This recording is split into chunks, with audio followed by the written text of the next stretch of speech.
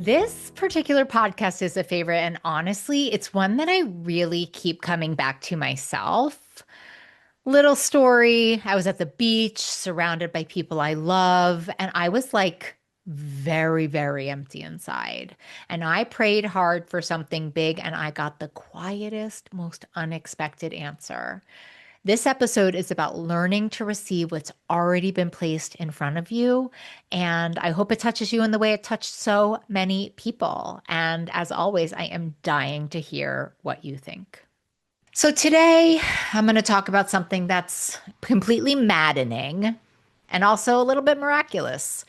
You know, those times when life looks so good on the outside, but inside it's like there's something not okay. Like you can't quite name it, but you know it. It's like a little spiritual itch you can't scratch, and that restlessness that's telling you like something is up. And so, I have these really great summers. Summer does great by me.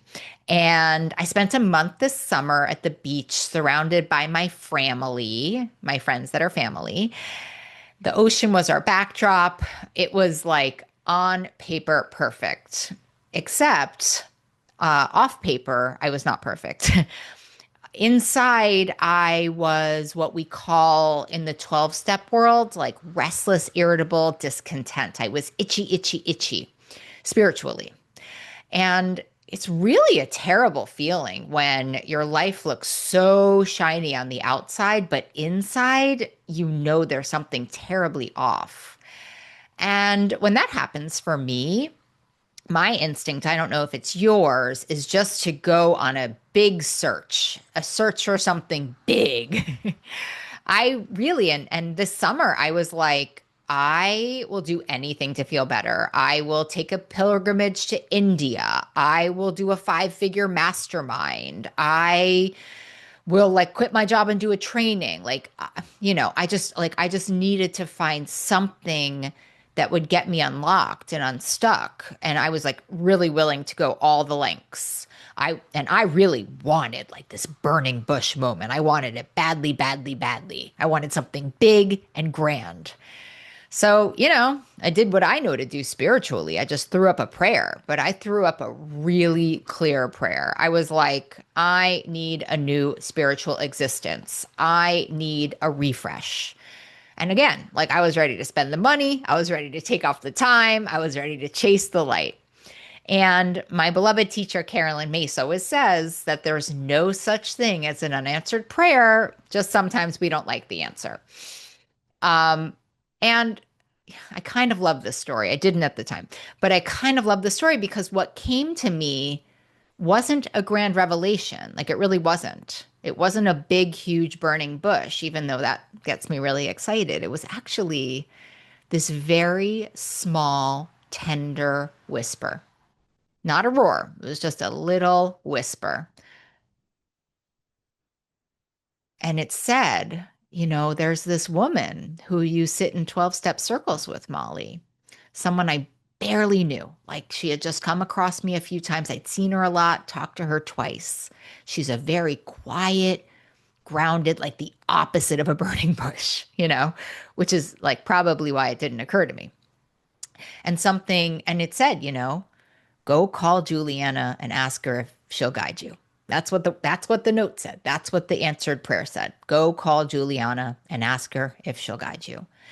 And I did, because I usually, even if I don't like it, I like to answer the prayers.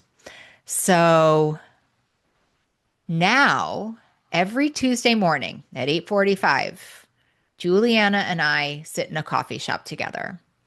Two women. She's got nice coffee. I've got a hot coffee, and just a lot of exchanging truth. We read some books together.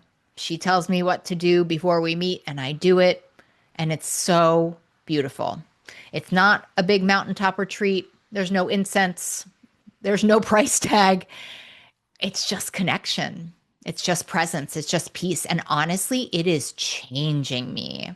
And I think it's because it's not some dramatic explosion of light, but just this nervous system regulating, slow, steady way that allows my heart to open and it allows my heart to be tended to. And I think there's a lesson there. And somebody who I really love, the pocket sage we're going to turn to today is Mark Nepo. And he's a poet and a philosopher. He's got a great book, The Book of Awakening. It's like a modern day spiritual classic. And he wrote it after surviving cancer when he had to really rebuild his sense of joy, I imagine. And here's the note.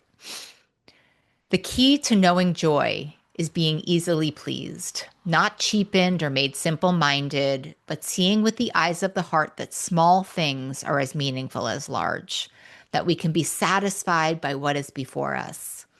When we surrender our grand expectations, we return to the miracle of the moment, to the flower that opens, the friend who listens, the cup of coffee that warms our hands.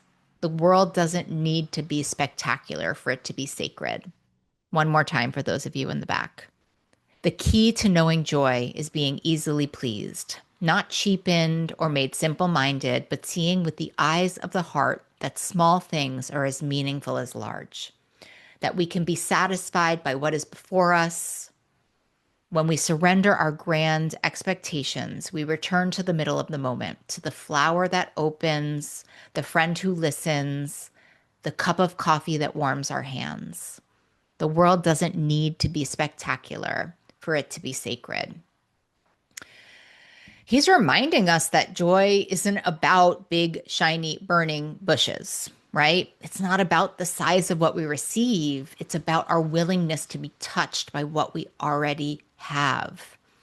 And when we release our insistence on how these miracles need to come to us, how the connection needs to happen, we start to see that grace is all around us.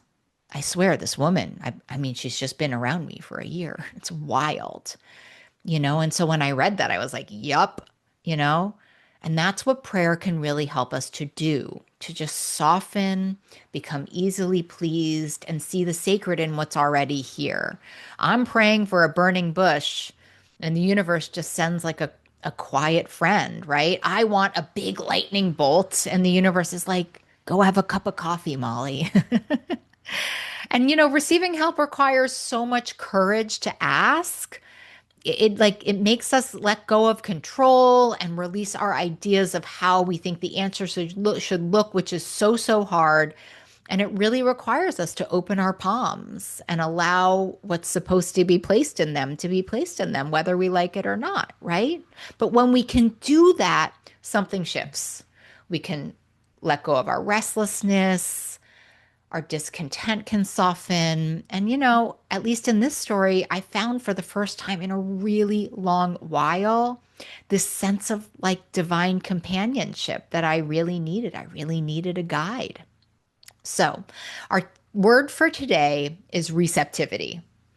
Receptivity, the art of letting life in, like the willingness to unclench our fists, to stop gripping to our idea of how things should go, and just make some space for how they actually are. It's not sitting back. It's not passive. It's not waiting for something to happen. It's like this active openness to partner with life. I'm listening. I'm available. I trust that what's meant for me will find me, even and especially if it looks different than I imagined. Because receptivity is how we let grace in. It's the way we move from being restless to peaceful knowing. It's how we remember that we're always being guided. We always have been. We always will be. We just need to sometimes ask for clearer directions. So my question for you today, what prayer have you been waiting for an answer to? And could you try opening your hands just a little wider this week to see what might be already there? And maybe that's reaching out for help, slowing down so that you can hear quiet gifts, or just saying like, okay, life, I'm listening. I'm listening. Because sometimes the next step isn't about searching harder. It's about receiving what's already in front of you. So until next time, my friends, I am here rooting you on through the restlessness, the quiet, through every small sacred answer along the way. And if this episode resonated, share it. Share it with someone who might need the reminder that service heals both ways, right? And if you're liking me, I'm on Instagram, YouTube, or at mollycarmel.com. And you can always reach me at dailyascentpod@gmail.com. See you soon.